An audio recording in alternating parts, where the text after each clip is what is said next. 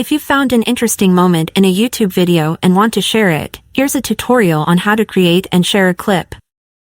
Let's get started.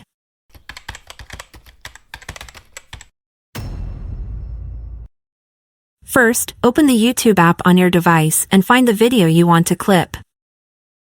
Play the video, then swipe left on the options bar below the video. Tap on the clip icon and start creating your clip. Select the part of the video you want to clip by adjusting the start and end sliders. You can choose up to 60 seconds for your clip. After selecting the clip length, give your clip a title in the Add a Title field.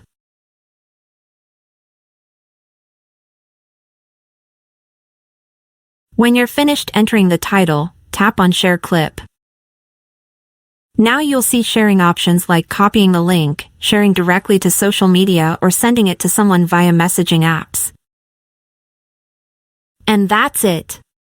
Your YouTube clip is now ready to share with others.